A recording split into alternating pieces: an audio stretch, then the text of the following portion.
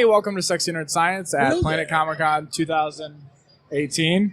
I hate you. I realized what you said now. Planet Comicon? Yeah. Okay. I thought you said it again. No, I didn't. Planet Comicon 2018. Just in case. I don't know. We're here with a lovely cosplay guest. Will you go ahead and introduce yourself? My name is Xavier Conley of Ebony Warrior Studios. Perfect. And is this your what? I guess how many cons have you been to prior to this? You seem very experienced in your building abilities. Oh man, I've been doing this since like 2010. So wow, I've been at it for a while. That's very neat. So now you are dressed as the Black Panther, and is this a fully made suit or is this partially crafted by yourself? This is so. The printed suit I got from a friend, but everything else, the muscle suit underneath it, all the parts that go on it, all the painting is done by me. So very nice. Muscle suit. Oh, that's what you always sorry, miss. Ladies. Don't be sorry. You love your body the way it is. Yes, I do. I wish I right. could wear Body a muscle positive. suit. But what can you talk us through what I'm most interested in about this cosplay is the helmet. Can you talk us through kind of some of the things you did with the helmet? So the helmet is drawn. All of my templates are always drawn by hand. So I start off by getting all the reference imagery from whatever it is I'm doing. I will put that in front of me, and then I have a giant pad, essentially, graph pad that I'll use to draw out the templates. So I took an old mask that I had, Jedi Temple Guard mask that fit perfectly over my face and would be at about the same size as the Black Panther mask. I taped it off with masking tape and tinfoil, and I used that to create the shape, essentially the template shape. Template shape for the mask, and then I draw the reference of the Black Panther face onto that template, so that when I fold it back together, it creates that Black Panther face mask portion. And then I have to ask, are you wearing contacts? Yes, these are contacts. I was gonna say your eyes are really pretty. Yeah, no, like, oh my gosh, I got dark brown eyes. Staring into my soul. Yeah, dark brown eyes, but yeah, contacts. Works for Black Panther, and it also works for my Celebrimbor. Nice. Yeah. I was going to ask if is this among your favorites, or do you have a specific costume? This is the first weekend that I've worn this cosplay. I just finished it for the premiere. I got paid to do this cosplay. And I think one of my favorites is probably Gypsy Danger, the Jaeger from Pacific Rim, just because of how big she is. Very cool. That's my largest one to date. But this is slowly becoming my favorite simply because I can sit down in it. It's comfortable. It's comfortable. It's like wearing a couch. Dude, I wore leggings all yesterday after the con, and they're the most comfortable things in the world. Yeah, it's like more men that need to be wearing leggings. I mean, I have like some running pants, and I'll wear those around the house, but I don't need nobody seeing my business. I was watching the luge. That's why you wear USA dance belt. leggings. Dance belt for everything. I guess I got to buy a dance belt. What's a dance belt? Oh, so if you've seen some of the Spider-Man cosplayers running around, you can tell the ones that don't wear dance belts because you can see the outline of their genitalia. Gotcha. I'm on the same page. Yeah, so a dance belt essentially keeps everything together, and it creates a nice little nice little package bump. So that's what it's you can't see the outline of Mr. Doodles. Mr. Doodles. That's hilarious. So where are you based out of? I know we were gonna get into this beforehand, so I kind of wanted to wait until we got in here. Where it's not Saskatchewan, is it? No, it's definitely not Saskatchewan. I know where I cannot handle the cold like that. So the story is, I was born in Adana, Turkey, military base. Then moved to Georgia for like a little bit, but I raised in California. Moved back to Georgia, so I've been in Georgia since. So been in Georgia for about 10 years now. Very cool. So Atlanta. Have you seen Atlanta from Donald Glover? Who hasn't? Who is not watching that show? Very, very, Dale's not watching that. Okay, I was going to say very, very Okay. dumb As people. someone who doesn't like Childish Gambino, but does like Donald Glover, which is really weird. It's because of Community. That's where I I loved him love from that, Community. But then like everything outside of that, it kind of was like, well, that's not Troy.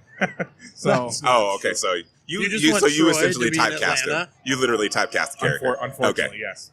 At least just for him. To be Okay. fair, too, I did introduce Dale to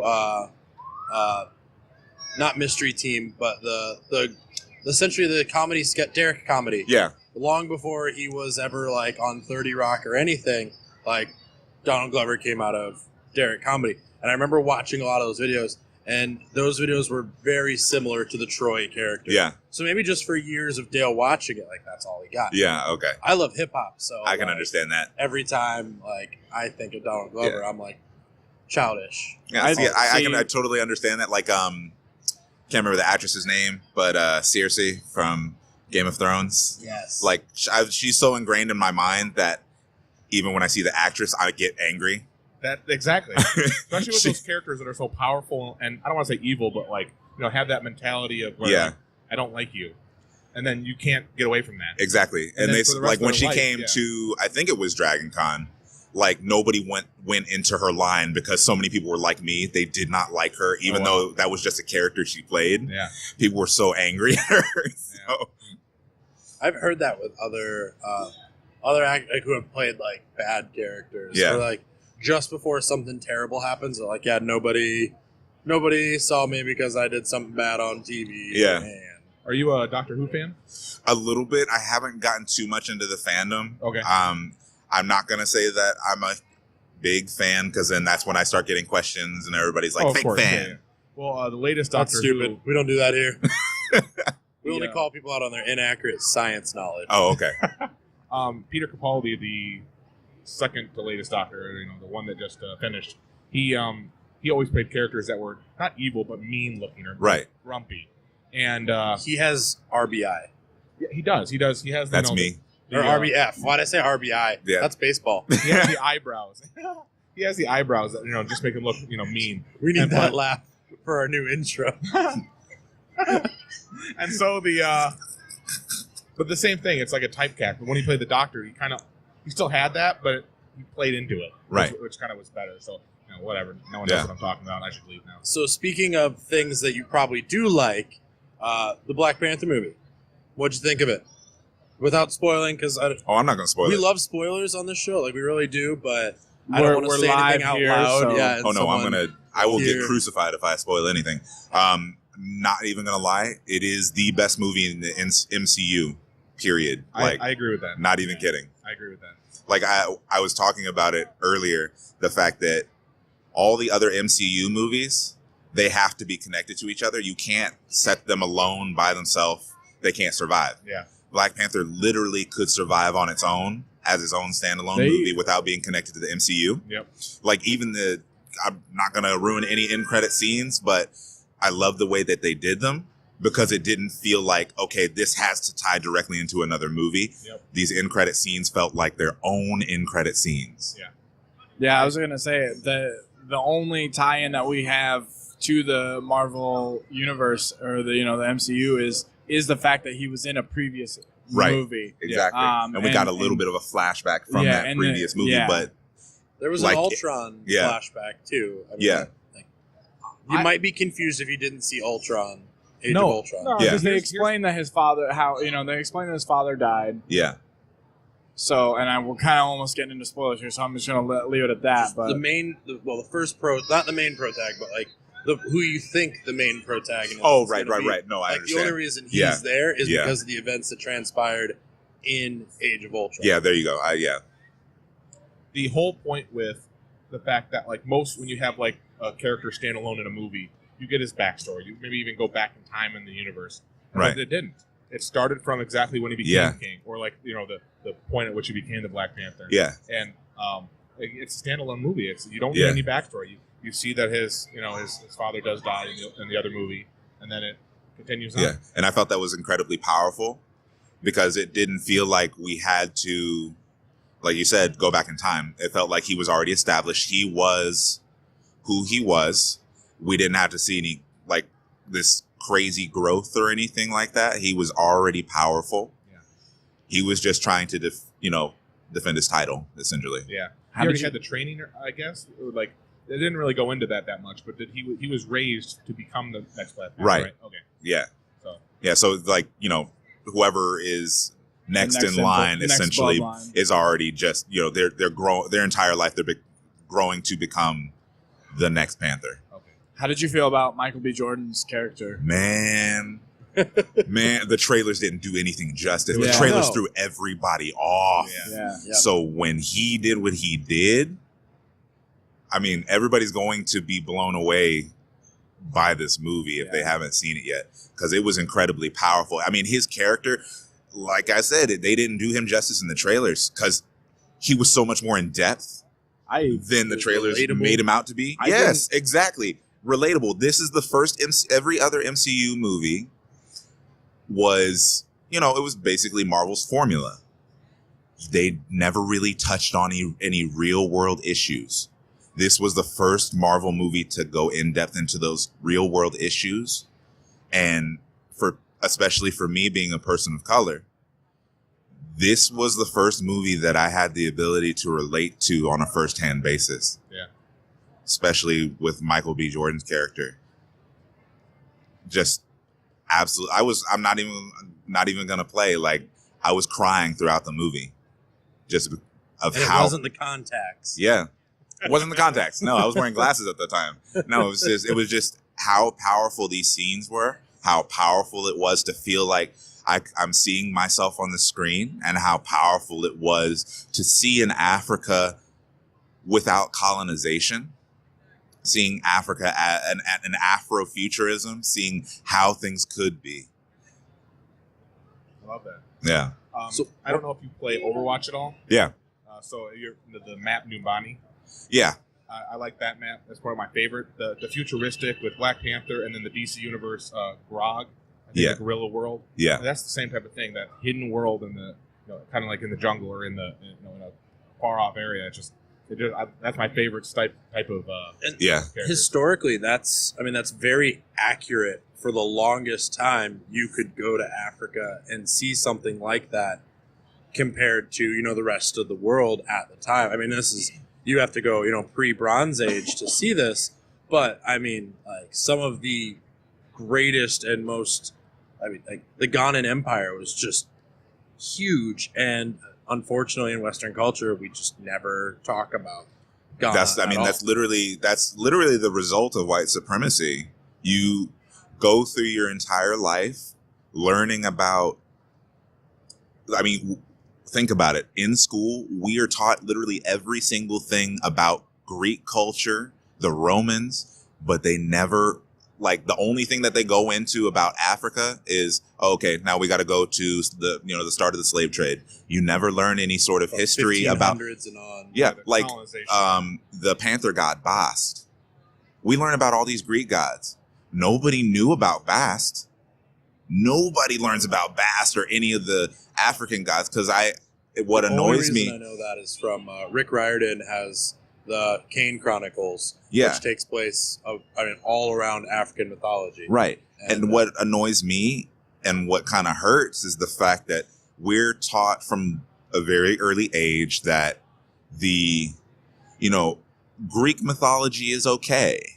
These Greek gods are okay, but when it comes to gods in other cultures or other religions, other mythological beings, this is pagan, this is evil, you can't touch that. And that's something that we have to work our way around, and we have to, that's why I love the representation within Black Panther. You are seeing something that you're not normally taught, that you don't normally get to see. People are being exposed to something new.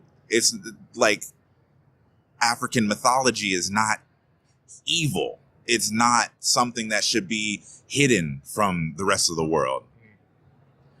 Everybody should know about this, because it's just as important as learning about Zeus or Heracles, Odysseus.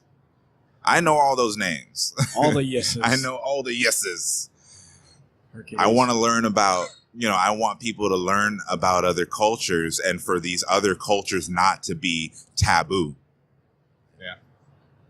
I think Black Panther. I thought that when Luke Cage came out, I said, "Oh my God, this is exactly what we needed." Luke Cage, I was just talking to somebody about that at my booth. This is the best. Like BLM was in full swing. Mm-hmm. Like we needed Luke Cage. Yeah. And to be fair, after Luke Cage, things kind of got worse.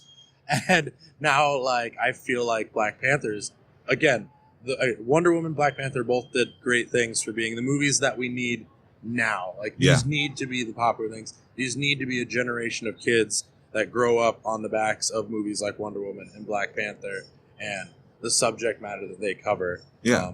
I think those two characters are my two favorite heroes. Luke Cage and... I like Luke Cage because he says "Sweet Christmas." Yeah. He's very proper. Honestly, he's a Southern gentleman. Very PC. Or not PC. PG is what I'm trying to say. Yeah. He's very like, oh, that's swell. Minus the getting coffee all the time. Very PG until Well, time for coffee. Time for coffee. Even getting coffee isn't like, hey, like anything like super outwardly rude. Yeah. So I mean, He's not Tony Stark leaving girls at their bedside. And I was talking with somebody at my booth about this. They said it was a white guy who came up to my booth and he said, I didn't like the way that they did Luke Cage. It was too in your face. And I think that some people don't understand that you're not going to get it unless it is in your face. Yeah. So Luke Cage dealt with these issues that have to be put in the forefront. Yeah. And the image of Luke Cage is powerful because, like you said, we're starting to see these issues of police brutality and racism more in the spotlight. It's not like they didn't happen before. We're just we're a world of technology, so now we're able to see things right then and there. Yep. So we're seeing these things in the forefront more. So the image of a bulletproof man of color fighting for justice is powerful because me and others like me, we're not bulletproof, but we can see ourselves in this character. I really enjoyed growing up Superman because I thought he was the, like I said, PG. He was, very humble, very... The American hero. I don't even say the American hero, but he was very, he knew where the line was and didn't cross it. And I feel like Luke Cage is the everyday man's Superman because, he's that powerful, but then he knows the limit and he knows not to cross it. Right. And I like that. And I think that's why, if not my favorite, or not one of my favorites, my favorite character, along with Black Panther. Yeah. Because he has that same limit. He doesn't get angry or whatever. He gets upset. Everyone does. But. And then I think one of the cool distinctions that somebody made is Black Panther is essentially Marvel's version of Batman. Like he's beyond technologically advanced. Yep. He's super calculating. He's got plans for every eventuality. And he's, got the horned cowl. And he's just this very calm, quiet, and brooding figure. And I like that distinction. But then at the same time, I like the fact that Black Panther is his own. Yeah. Mm-hmm. So here's kind of a simile. I was just thinking about this, that one of the things I really loved about Luke Cage was I loved the soundtrack. And if I had to say my favorite track from that was Method Man's rap that he did on Sway in the actual the TV show, I would say that if I had to say, Luke Cage, if I had to find a representation for him within the hip hop world, I would say definitely the Wu-Tang Clan. Yeah. Now, who would you, if you had to pick, not even necessarily a group or a person or something like that, who would you pick within the hip hop community to represent the Black Panther? Hands down, probably Kendrick Lamar. Because that was the soundtrack. Forgetting the fact that he did the soundtrack for the movie, just the fact that he is the way that he fights for justice and the way he puts the struggle that POCs experience within his music. He doesn't pull any punches. Yeah. Neither does Black Panther. And I mean, they meld together so well. I was gonna say NWA, but when I spoke, I said group, and I was like, oh shit, I should have said that. But like NWO would be the other thing too. I just think generationally, yes, not a lot of people. That reminds me something else that's kind of getting on my nerves about the release of the movie. There's so many people who are talking about, well, I don't want to see this movie because they're associating it with the Black Panthers. And I keep asking these people, what's wrong with the Black Panthers? I can understand the new Black Panthers that have come around, these very very radical, Hotepi, but the original Black Panthers from the 1960s, what was wrong with them? That's what I always ask people. They literally came about just to protect their communities, to create a sense of togetherness. The Black Panthers weren't exclusionary. They were not exclusionary. They were just about protecting people of color and promoting, wellness within the community. I think once one thing goes wrong, it attaches to that good, and then the good's almost dissolved. Right. Unfortunately. And that's annoying because I loved the people that came to the premiere of Black Panther in Black Panther attire, the beret, the leather jacket, the black shirts. That was powerful, seeing those people come to the theater. And then going to see the movie, after the movie was over, me and almost everybody in the theater shooting our hands up to do, Black Power Fist. Because we're seeing ourselves on the screen. We're seeing the representation that has to happen. And this is empowering. We're seeing the empowerment of this film. It almost feels like we can, we're overcoming, there's so much more we have to overcome, but this is like a step in that direction, because it's all about representation. I've been seeing kids all around the convention who just saw Black Panther in their little Black Panther suits. And the cool thing is, it's been mostly white kids I've been seeing in Black Panther attire. And I love that, because Black Panther is not just for people of color. Sure, this is incredibly powerful for people of color, but Black Panther's for everybody.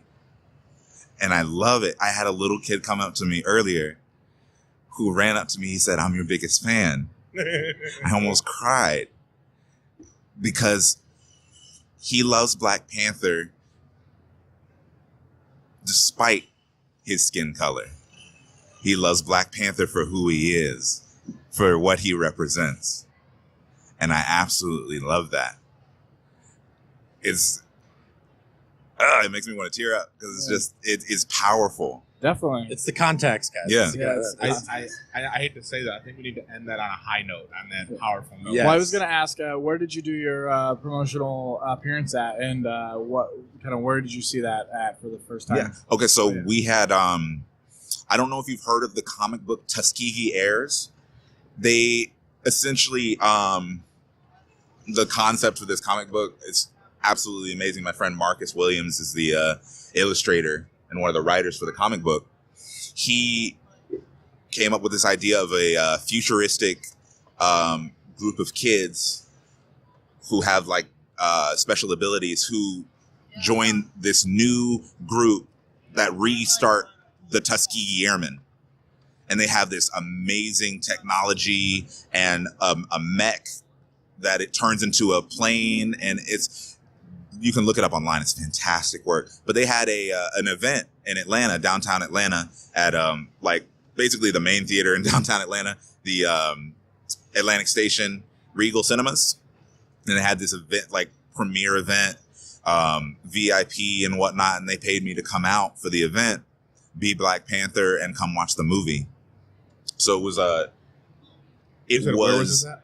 Say it again. Where was this at? It was downtown Atlanta. Okay. Yeah. So it was an amazing experience, because the dress code, Black Twitter and all over Black Space, the dress code was either come in African garb, all black, or Black Panther attire. So everybody was in the right attire for the show. That's a tough thing to do in Georgia, man. No, it's awesome. And every time I've gone to see the movie, everybody's been in either all black or Black Panther attire, and it's incredibly powerful to see that unity. Wait, I want to. Every time you've gone to see, how many times have you seen it? I've seen it twice so far. Okay, Yeah. I don't know. Up in the No, it's good. It's gonna. I mean, that's most of these movies you gotta see. 50% of the It's day. because I've been here. I would have seen it probably 5 times by now. Yeah, we'll go Tuesday. I'll take Tasha. Well, yeah, like kind of like Dale was saying. Do you want to plug any social media or anything before we sign off here? Well, if you're looking for me on social media, everything is Ebony Warrior Studios. Okay. I got like YouTube, Instagram, and Facebook. I do most of my builds. I will take lots and lots of photos to document my builds. For sure. And I do have a website, ebonywarriorstudios.com. And my mission is always about representation and just helping others within the cosplay community, whether it's with prop work or with understanding that cosplay is for everybody. Because going back to the representation, I feel like a lot of people of color, they don't see themselves within the cosplay community. So they feel like it's not for them. They feel like they can't really do it. They don't know how to get started. So my goal is, I want to help everybody, but especially people of color who feel like it's not for them. I want them to understand that artistic ability, it's not just a white thing. It's not. Just say if it lives inside of you, it lives inside of you. And it's like I'm tired of people that talk about such and such is a white thing, or people who will come up to me and say you talk very proper. You talk like a white guy. That will make you. You will catch these hands. Obviously, never met Idris Elba. So That's the 4th time I talked about Idris Elba this weekend. yeah, I want people to understand that. You mean catch the claws? Yeah, right? catch the claws. There we go. I want people to understand that artistic ability, is not just relegated to white people, not just relegated to Asians, or everybody can do this. I want people to not be afraid to start it. Art doesn't fit into a stereotype. Yep. Well, we appreciate you being on the show, and No problem, man. Thank you very much. definitely look forward to seeing more from you and in the pages that you have. And, Yeah. Yeah, we appreciate it. Yeah, it's no problem, man. I had fun. Thank you.